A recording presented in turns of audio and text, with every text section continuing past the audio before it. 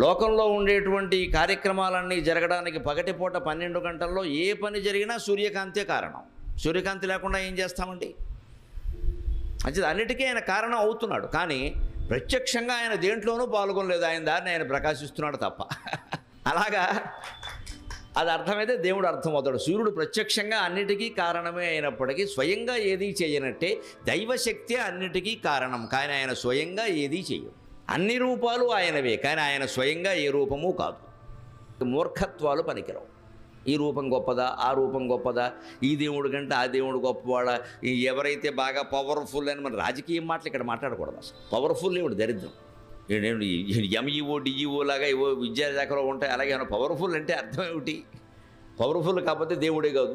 అంటే మన హిందూ ధర్మం విశిష్టత ఏమిటి అంటే ఇంత పెద్ద ఆకారాన్ని చేయడం అనే దానికి ఎంత ప్రాధాన్యం ఉందో, ఏదో సరదాగా 100 మంది చేరాలి అంటే ఏదో చేసుకుంటాం కదా రకరకాలుగా, అది మట్టితోనే చేయాలి ఖచ్చితంగా. పెద్ద ఆకారాలు చేయమని అసలు చెప్పలేదు. ఖచ్చితంగా వినాయకుడు బొమ్మ అంటే 9 అంగుళాలు దాటకూడదు శాస్త్రం ప్రకారం. 9 అంగుళాలు దాటింది అంటే హంగు ఆర్భాటం ఉంటుంది, కానీ వినాయకుడు ఉండడు అక్కడ. ఆయనకి అది కుదరదు. అది 9 అంగుళాల బొమ్మ సరిగ్గా అంతే, అది కూడా మట్టితోనే చెయ్యాలి.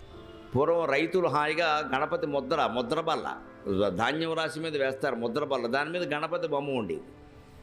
ధాన్యం రాశి చేలో పెట్టిన తర్వాత దాని మీద అది ఎవరు ధాన్యం దొంగిలించకుండా ఉండడానికి, దొంగిలించినా మనకి తిరగడానికి ముద్రలు వేసేవారు. ఆ గడ్డి కాల్చి ఆ రైతుల యొక్క ప్రవృత్తి ఎలాంటిది అంటే అన్నీ అక్కడే, వాళ్ళు ఏది ఎవరిని అడగాల్సిన పనుల, స్వయం సమృద్ధం. ధాన్యం అక్కడే, దాని మీద కప్పడానికి గడ్డి అక్కడే, దాని మీద ముద్ర వేయాలి. ఆ ముద్ర వేయడానికి నుసి కావాలి, నుసి కావాలిగా గడ్డి కాల్చేవారు. అది మెత్తగా ఇలా చేసేవాడు ఒక ఆయన కూర్చొని. దాని మీద ఈ ముద్ర బల్ల పోసి ఆ ముద్ర ఆ నుసి ఆ ధాన్యం కుప్ప చుట్టూను, ఆ ధాన్యం కుప్ప చుట్టూ ఒక 5-6 చోట్ల పెట్టేవారు ఆ నుసి ఇలాగా. దాని మీద ఈ ముద్ర బల్ల పట్టుకెళ్ళి ఓ ముద్ర వేసేవాడు, గణపతి బొమ్మడి. అంత తేలిగ్గా దేవుణ్ణి తయారు చేసి ఆరాధించినటువంటి జాతి ఇవాళ లక్షల కోట్లు ఖర్చు పెట్టేస్తున్నాం ఆరాధన కోసం. మళ్ళీ బయటికి వెళ్ళిన తర్వాత శుభ్రంగా గణేశ వైన్స్ అని పెట్టేయడం, మేము బాగుపడ్డామండి గణేశుడు వల్ల అంటాం. నీ ఆరాధన దేనికి? గణేశ వైన్స్ పెట్టడానికా? నేను ఎక్కడో చూశాను వినాయకుడి నామాల్లో ఏది దొరక్క ఇందాక మధ్యాహ్నం బయటికి ఎడుతూ చూసా, స్కంద పూర్వజ రెస్టారెంట్ అండ్ ఇంకోటి పెట్టారు, నమ శివాయ అనుకున్నాను నేను. తణుకు పవిత్రం అయిపోయిందిరా అనుకున్నాను. అసలు స్కంద పూర్వజకి అర్థం చెప్పమనండి పెట్టినవాడిని, తెలియదు. ఎవరో చెప్తాడు జ్యోతిష్యునికి, ఎస్తో పెడితే కలిసి వస్తుందని చెప్తాడు. ఎస్ అంటే సారా కాబట్టి. బారు ఉండేదానికి పేరు స్కంద పూర్వజ, ఇంకెంతకంటే ఏం దొరకలేదా? నేను చూసి ఆశ్చర్యపోయాయి, ఇంత దారుణంగా ఉంది భక్తి అని.